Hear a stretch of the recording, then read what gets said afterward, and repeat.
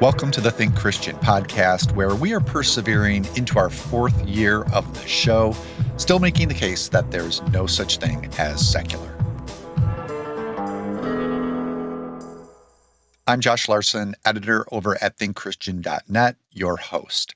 The notion of perseverance shows up a number of times in the Bible, often in the context of Christian suffering.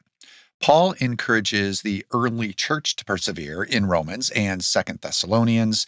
James talks about perseverance as crucial to the life of faith in his letter. Then we have the Canons of Dor. Love it when I get to reference the Canons of Dor. This is a 17th century Reformed document that gave us the idea of the perseverance of the saints. Now, here the emphasis is less on how we persevere as believers, though that's still important, and more on the truth that God's love and grace perseveres above all, even in our failings, and ultimately, that's what preserves our faith. Now, what does all this have to do with the new Hulu ABC series, Abbott Elementary, or Eddie Vedder's new album, Earthling? Well, Michelle Reyes and Aarik Danielsen are going to join me to help me connect those dots. Before we do that, and maybe even as we get into our conversations, would you leave us a rating and a review over at Apple Podcasts? We haven't had a new one since last October, and we don't want to fall off of Apple's radar. Otherwise, it can be hard to find new listeners. It's easy to leave a review as you're listening on the Apple Podcasts app. Just scroll down to click on the show page, then scroll down again until you get to reviews. Thanks much. Okay. I think I hear the recess bell. Let's talk Abbott Elementary. Michelle Reyes is here to discuss the new comedy series from ABC and Hulu. It's set in an underfunded public school in Philadelphia. It's called Abbott Elementary. Now, you know something of what it's like to be a teacher. Michelle, you homeschool your own children. So did that help you personally resonate with the show a bit? Oh, absolutely. I mean, there's so many things I love about the show. But yeah, I think in so many ways, Abbott Elementary is about just like celebrating teachers and all the things they have to go through and the ways they persevere, which I know we're going to talk about too. But yeah, so I have a 6-year-old and a 3-year-old, and we started our homeschooling journey in the midst of the pandemic here. And what I've learned as a homeschool teacher is that my kids, not only do they have different personalities, but very different learning styles. And so when one curriculum works for one child, it doesn't work for the other. Sure. And so part of what it means for me to teach my kids is understanding what motivates them, what challenges them, how to engage them, get them excited, which admittedly is very hard. And what might work one year, as they grow older and change, doesn't work the next year. And I think about my son, he's 6, like if he gets bored, he just starts doing goofy things. Of course. Like just weird, he's 6. Trying to lean on one leg of his chair. I mean, just weird stuff. And so I personally resonated with episode 5, which was student transfer. In which two of the teachers, Janine, Quinta Brunson, and then Melissa, they're having to deal with this problem student named Courtney.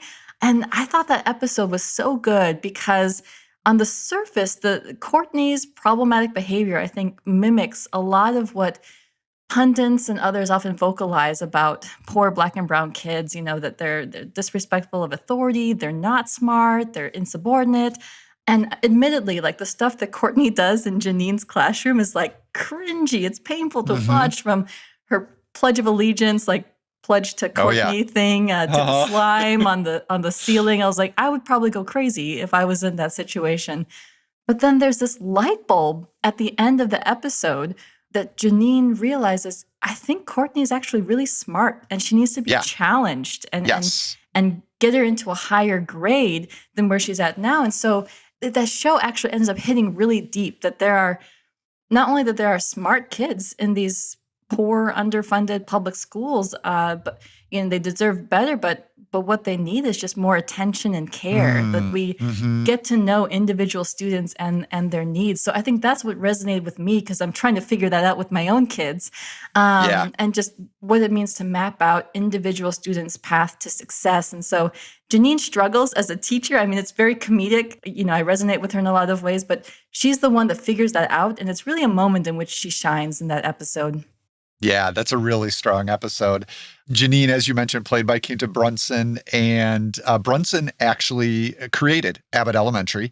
She's written a handful of episodes, and as Janine, she plays a second year, second grade teacher. So we don't, the kids are somewhat more on the periphery, the students, but mostly who we see are second graders. And yeah, Janine is just this bundle of enthusiasm and eagerness, even though she's facing daunting realities. They haven't really worn her down yet. You know, some of the other more veteran teachers have a different perspective.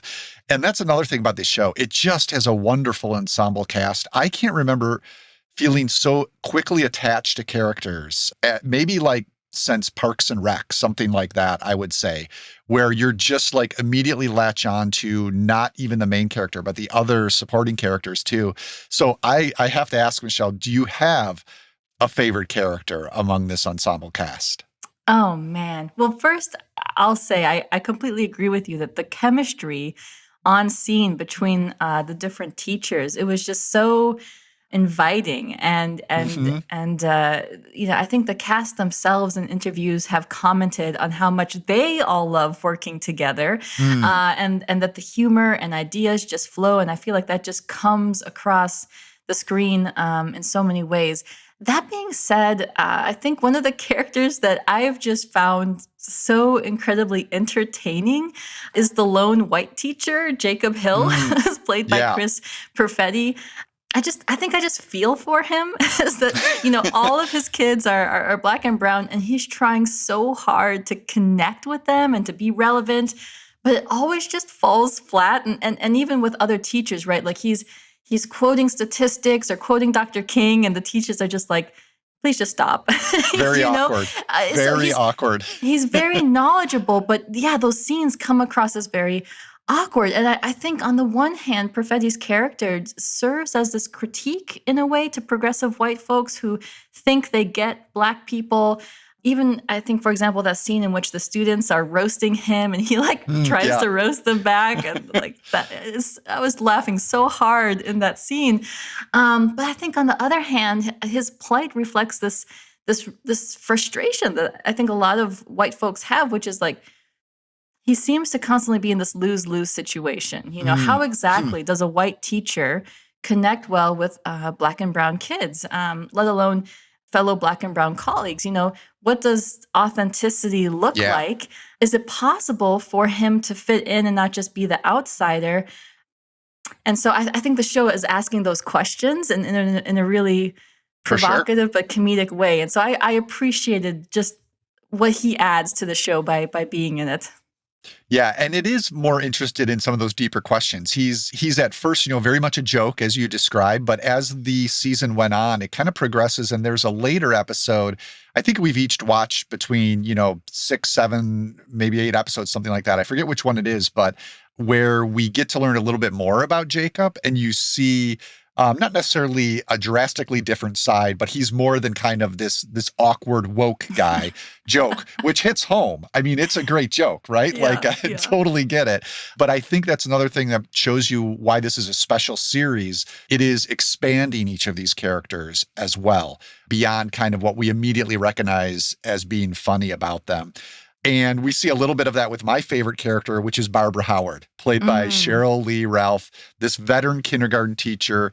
And it's the episode where she and Jacob actually start this garden together, a vegetable garden to supplement the kids' meals. And it's an uncharacteristic episode for her because usually she doesn't try to rock the boat. She's been there for a long time. She knows what change is possible, what change isn't possible. Jacob kind of drags her into this scheme as an idealist, like Janine, he's a fellow idealist. And it kind of comes full circle for Barbara too, how that works out. So yeah, Cheryl Lee Ralph, I think, is just hysterical as this sort of imperious teacher who doesn't lord her experience over the others until like she reaches a point where it's like, okay, I've got to say something. Like I've Yeah. just got to lay down the line here. And so Yeah. she's probably my favorite at this point. I would say, most of the teachers we meet, not all of them, but most, they model perseverance in their own perseverance in their own unique ways. Barbara's way is very different from Janine's. Barbara, she feels like she's positive and she's confident in the difference she can make in her students' lives, but she's not like gonna revolutionize the system.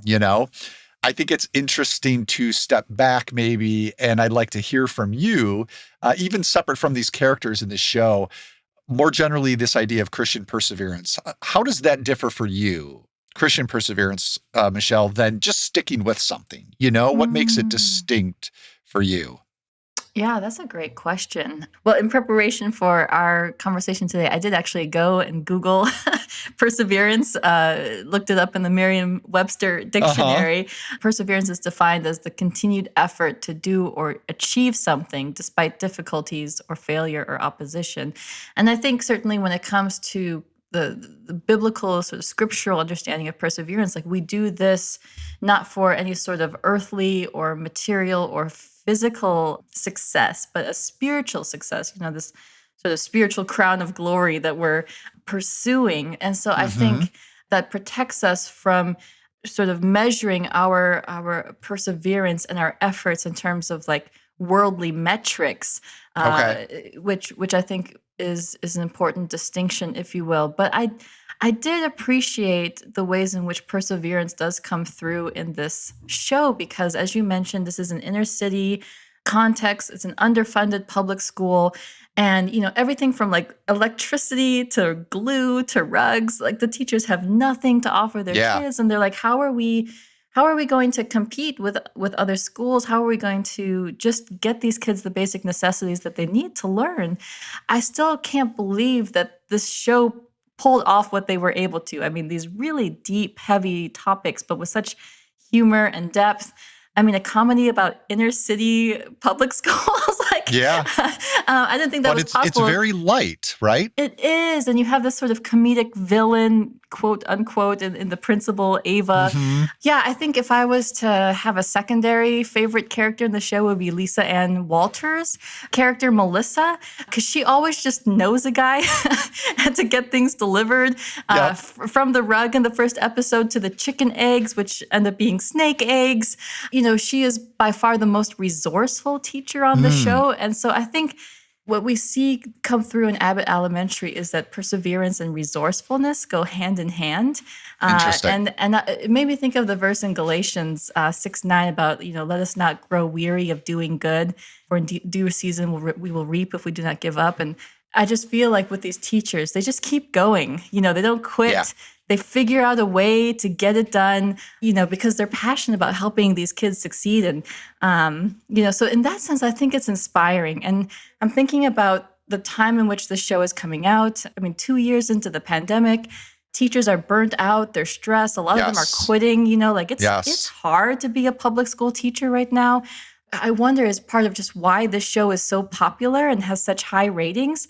As I mentioned before, Abbott Elementary celebrates teachers, and it's kind of like a rallying cry, like keep going, like you're doing good work, keep persevering. Yeah, I mean, it has definitely struck a nerve, and I'm sure that is a part of it. And I'm so glad you brought up Melissa Scamenti, I think is the character's name, played by Lisa Ann Walter. Another second grade teacher, very much tough love veteran teacher, right? And there is a moment in an early episode between her and Janine that for me, I think kind of really helps capture a Christian understanding of perseverance too. This is when the subject of burnout, speaking of teachers, what they've had to endure and go through the last couple of years, that comes up between Janine and Melissa. Just burnout, in a non-pandemic scenario, just straight up burnout, right? And burnout is maybe you can think of as the opposite of perseverance in some way. But Janine asks Melissa, how do you and Barbara keep yourselves from caring too much, if that's a thing? How do you and Barbara stop yourselves from caring too much, if that's a thing? Because it's the opposite. We care so much, we refuse to burn out. If we burn out, who's here for these kids? That's why you got to take care of yourself. What I thought was interesting about that is it was reflective of God's part in our own perseverance as believers. If you look at God as the one who cares so much, so that he not only encourages us in our perseverance, but then perseveres on our behalf in a lot of ways. So that was always also just a really nice moment between two teachers. And I like how they, as so often happens in the show, just when it starts to get really serious or a little intense like that, they kind of deflate it with a joke, which I won't spoil here, but there's just kind of a nice gag between Janine and Melissa at that point too. It's the perfect tone that this show tries to hit. So is there anything else about Abbott Elementary you wanted to touch on, Michelle, or you think we've given it its due? This is one of those shows where you could just like go through it episode by episode. There's just something in each of them to talk about. But one other thing that just really stuck out to me was the language in the show. Okay. I absolutely loved episode 4, which is about new tech. You mentioned Mrs. Howard. She's such an intriguing character in that episode. But Abbott Elementary, they brought slang, words like John and bowl and others into network TV. And it's so funny because Janine is standing in front of a chalkboard or whiteboard or whatnot with her students, and she has all of these like slang words on the board, and it's supposed to be like introductory level is like hoagie and John, and then like advanced is like ard, which is like all right, or bowl for boy, or old head. And I think cheesesteak is up there too, but it's like 2 separate words. It's like such an homage to Philadelphia. And I mean, 1, that's just such a comedic moment. But 2, then, the other teachers, Mrs. Howard, they don't like that approach. Like that doesn't go with like classic phonic principles, right? And, right. And lots of comedy thrown in, but I think there's also something really provocative happening too, again, as the show does, is because it begs the question, how do kids learn language? And even just how do we contextualize our lessons to our children, even within the United States, where there's different cultures, different, sorts of variations of language and whatnot, and even just the debate between standard English and African-American vernacular English, how kids speak in Philly specifically, but then also sort of this innovative outside of the box approach to, helping close the literacy gap between Black and white students. And it's all infused, again, in this episode in a very lighthearted way. But I think for folks who are entrenched in these debates, I think it hits home. But just that chalkboard, that was fantastic. What works somewhat similarly, and this is in 2 of the more recent episodes that I've seen, is this speaks to the context that these kids are in and helping them to learn within their context, is how much dance begins to play a role in 2 back-to-back episodes. So it's just really interesting that that's the context where dancing, and even one of their teachers learns, like, this is a way to connect with them, to kind of, even though it's not me, it's not my natural, the way I would teach, I'm going to, a little dance here will kind of break the ice with them. And then an episode is built entirely around a step class that Janine is teaching one way. Ava, the principal you mentioned, gets involved and is teaching a completely different way. We should mention Janelle James plays Ava, and she is somewhat of a villain character, but to that point of the show growing as it goes on, in that step class episode, you also see another side of Ava as well. So just a really, really good show. If you want more about Abbott Elementary, as we said, a lot of people have really fallen in love with it. Brian Howell wrote about the series for the TC website. We just published that today over at thinkchristian.net. You know Brian, right, Michelle? I think he's a Wheaton. Good friend, and also offered some consultations on my book, Becoming All Things. So there you go. I even quoted him in it in the first chapter. All right, yeah, Brian from Wheaton College. So really glad to have him writing, and he covered Abbott Elementary for us at thinkchristian.net. So check that out. Michelle, really good to talk to you again. Thanks for spending some time with me. Oh, so fun. Thanks for having me. Hello, I'm John J. Thompson, and if you were not watching this on YouTube, you would have just heard a little bit of Ashley McBride's Hang In There Girl from her 2020 album, Never Will. It's nice to get some country on here for you, and on this episode's theme of perseverance, that one just screamed out to belong. It's just one of those hang in there kind of songs that I've curated for this episode's mix. In addition to that one, you'll find cuts from Eddie Vedder, Peter Gabriel, Beyonce, David Bowie, Journey, Michael Jackson, and a lot more. I remember when I was a kid, we used to call the local radio station and dedicate song requests to our friends. Though the main use of that little bit of pre-social media cultural engagement was probably to profess undying love for someone that we had a crush on. I don't think I'm the only one that ever did that. Coming in at a close second would have to be sending out songs of encouragement to friends going through a hard time. Music is just so good for that. I feel so much better, less alone when I hear my feelings, struggles, fears expressed by others, and I may just be a pushover, but dang, if those encouraging songs don't actually work. It's amazing. For this list, just search for the Think Christian profile and follow it. You'll see the mix right there on the list of playlists. And if you have a long-distance dedication or a request, tag me on Twitter @JohnJThompson, and I'll see what I can do. Until next time, this is JJT encouraging you to hang in there if you're going through the ringer. Persevere. I believe in it.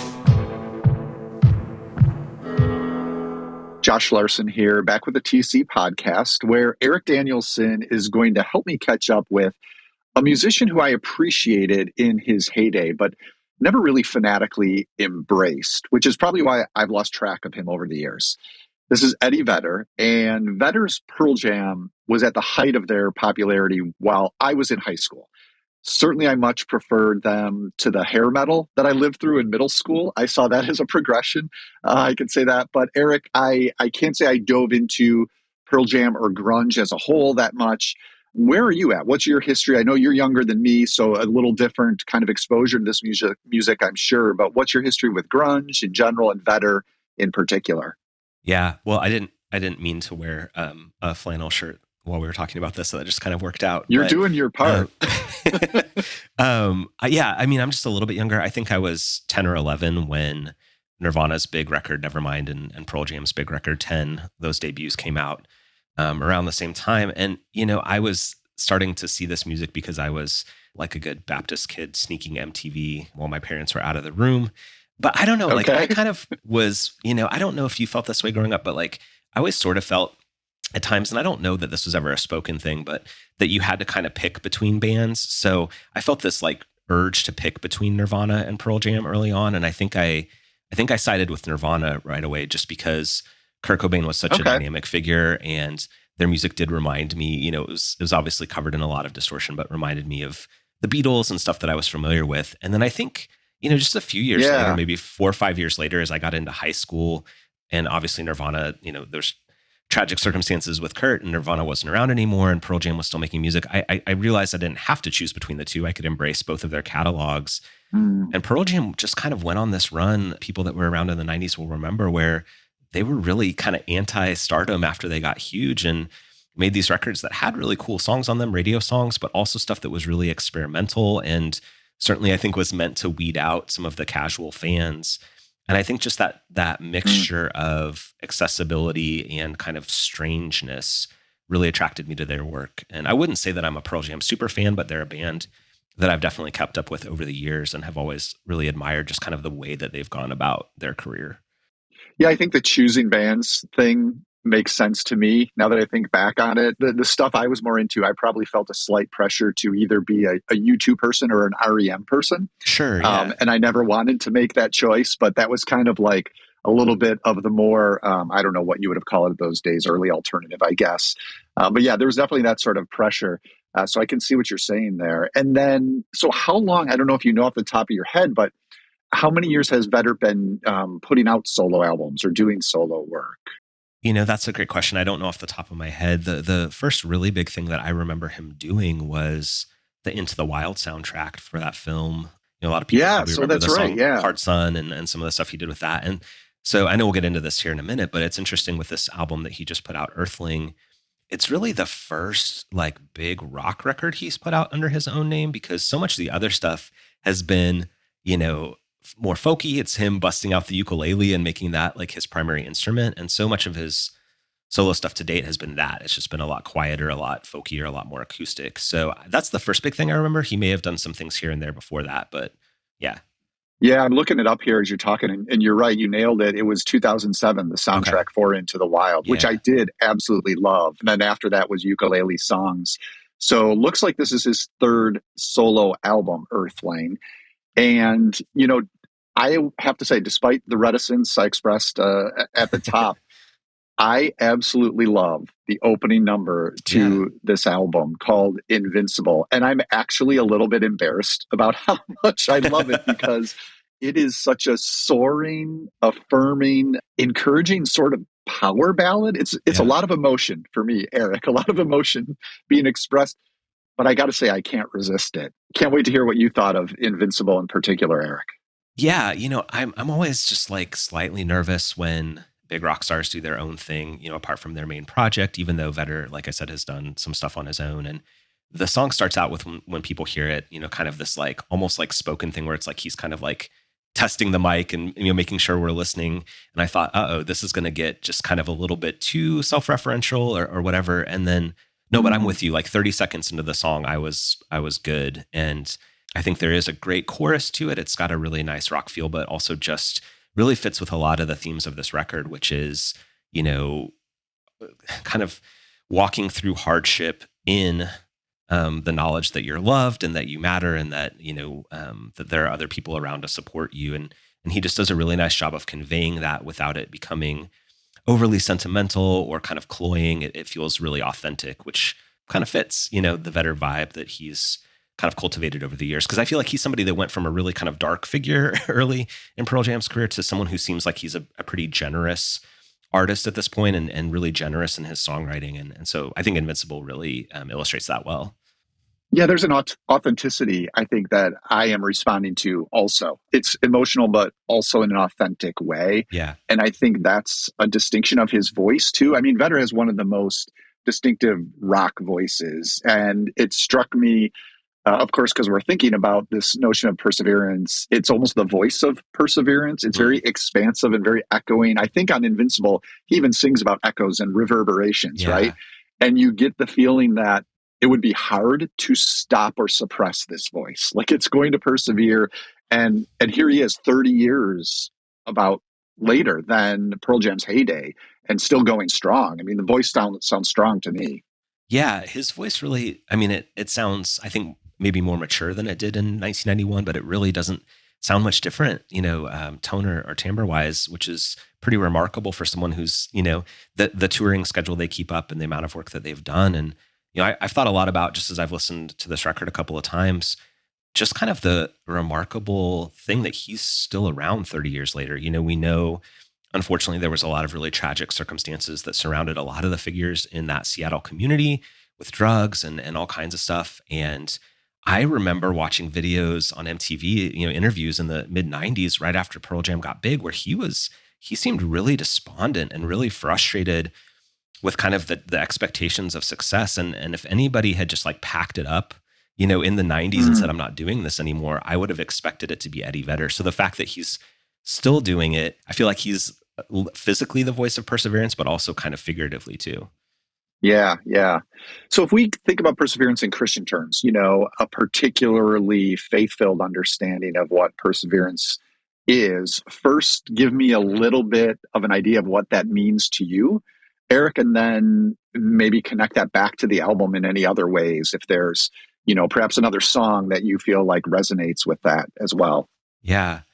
I was thinking about this as we prepared to do this. And on some level, I feel like the least qualified person to talk about perseverance. I just feel like the last 2 years, especially, have been really hard. And, I think that it's probably shaken a lot of my concepts of what perseverance is. And I think this may not sound, super theologically rich or satisfying to listeners, but I think what Christian perseverance means to me at this point in early 2022 is that, it's not about us mustering up some sort of supernatural resilience or courage. I think it means that we have to, like, the only way that we're going to keep going is to remain soft-hearted. When the world is throwing all the things that it is at us, when we're struggling with our own, problems and sins and anxieties, like, I think the only way that we keep going is by not becoming hard people and staying soft people. And I think that our faith gives us resources to do that. Ultimately, I think, a lot of the latter half of the New Testament is talking about how God is the one who keeps us persevering ultimately, right? Like, it's not any work that we're doing, but it's just by like his grace that he just keeps his hand on us and keeps us going. And so to me, really my working definition of perseverance right now is like remaining humble and soft-hearted under the umbrella or under the knowledge that God is not going to let go of me, that I can keep going because he's going to keep going, And I think that fits in with a lot of, honestly, what Vedder is talking about in this record. There's on Invincible, he talks about the idea that we're invincible when we love. The idea that if we are being loving people, we will keep going and we will not be broken completely. And later on the song Fallout Today, he talks about that we shouldn't make light of our suffering, we shouldn't make light of our pain. And really the way that we keep going through that is to share it with other people, that we shouldn't be ashamed of that. And I think that fits really nicely into what we understand from Paul's letters about bearing each other's burdens and needing different kinds of people in the body of Christ. And so to me at this point, perseverance is just like putting one foot in front of the other, trying to care about other people and knowing that I need a lot of help to make that happen. It's wonderful. And yeah, it especially resonates, I think, with Fallout Today. There is a sharing of burdens that's expressed in that song. I think at one point the lyrics, he sings, "The fallout today was just a test of strength. Don't feel this alone or carry it on your own." Yeah. And I think for me, Aarik, what you're saying is encouraging, because I think my fallback a lot of times is to think of Christian perseverance as this solitary thing. Yeah. Where you have to be tough, you have to be stoic, sort of the opposite of what you're just describing, if not more aggressive in your response. But yeah, it's more of this solitary thing in the face of challenges or struggles in your faith, which this song speaks against a little bit. That works. I think Fallout Today works as a nice reminder that we can persevere in community. Yeah. And that's in the church, of course, but even more than that, what you were also saying, we persevere alongside Christ in our faith. This idea that when we stumble into his grace. Yeah. So yeah, I love what you're saying there. And I do think Fallout Today is a good song that connects with that. I think even just from like films and other, pop culture artifacts, like we picture perseverance as like this lone fighter or this lone, sojourner or this lone athlete that's like dragging themselves up the hill.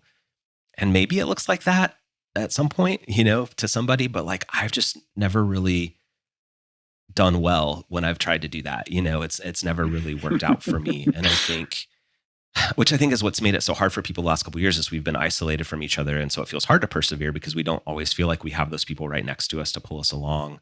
But I think it's true. Hopefully we do. Hopefully some people do. But even resting in the knowledge that like ultimately God through means and through his spirit, like is the one that keeps us moving. We don't have to drag ourselves through the mud, to make it to the finish line. So. Yeah. And the context of the last 2 years is absolutely crucial to consider, especially when we bring the church into this, in the sense of that community for many of the churches who, were not able to meet in person, didn't meet in person, are just kind of easing back into that. And that is that community of perseverance that you lost, may have been able to keep up with in some digital ways, but not in the way certainly we were used to or had kind of fed us before. So for sure. Yeah, it definitely has looked different in recent years. Well, thank you. I got to say, you mentioned a couple albums maybe a few weeks ago you had your eye on to write about or talk about at Think Christian. And when Vedder's Earthling was among them, I was like, oh, didn't know he had a new one out, But I'm really glad I had the chance to give it a deeper listen than I would have and to talk about it. So thanks for that. Yeah. Are you still thinking about writing about one of those other ones? I think it was Big Thief as well, has a new release you're pretty excited about? Maybe so. There's been a lot, I'm always of the opinion that when people are like, hey, there's no good new music, that they're just not looking in the right places. There's been a lot of good records out in the first 2 months of this year. And Spoon put out a great one. Big Thief put out an amazing one that I'm really still trying to wrap my head around. So I'm trying to make my way slowly again through I think like 80 minutes of music on that record. So if I do and come up with any, little diamonds in the rough, I'll try to share that with some folks. Yeah. All right. Sounds good. Yeah. We'll keep in touch about that too. And hopefully something will pop up that we can do with TC. Thanks so much, Aarik. We'll talk to you down the road. All right. Yeah. Thanks, Josh. Appreciate it. In a Ligonier blog post published in 2017, the late R.C. Sproul wrote this, which references back to the Canons of Dor. I think this little catchphrase, perseverance of the saints, is dangerously misleading. It suggests that the perseverance is something that we do, perhaps in and of ourselves. I believe that saints do persevere in faith, and that those who have been effectually called by God and have been reborn by the power of the Holy Spirit endure to the end. However, they persevere not because they are so diligent in making use of the mercies of God. The only reason we can give why any of us continue on in the faith is because we have been preserved. So I prefer the term the preservation of the saints, because the process by which we are kept in a state of grace is something that is accomplished by God. That's R.C. Sproul. Perhaps a little encouragement there for you as you persevere in your own way. Thank you to Aarik Danielsen and Michelle Reyes for joining me to talk Abbott Elementary and Eddie Vedder's Earthling. If you want to connect with either of them on Twitter, you can find them at Aarik Danielsen and at Dr. Michelle Reyes. We're on Twitter too, as well as Facebook. Look for us at Think Christian. And we're also on YouTube. There are video versions of the show on the Think Christian YouTube channel. Speaking of YouTube, if you are watching there right now, you did miss out on a couple of tracks that we pulled from the Spotify playlist put together by John J. Thompson. You can catch up with those songs and a bunch of others, all chosen around the theme of perseverance, by searching for the Think Christian podcast on Spotify. The Think Christian podcast is a listener-supported production of Reframe Ministries, a family of programs designed to help you see your whole life reframed by God's gospel story. Visit reframeministries.org for more info. Our audio engineer and post-production supervisor is John Reeder, and Reframe's co-director overseeing content strategy is Robin Bassler. Thank you so much for listening. We'll get together in a couple of weeks to talk about another aspect of our pop culture fandom and look for how it connects to our faith.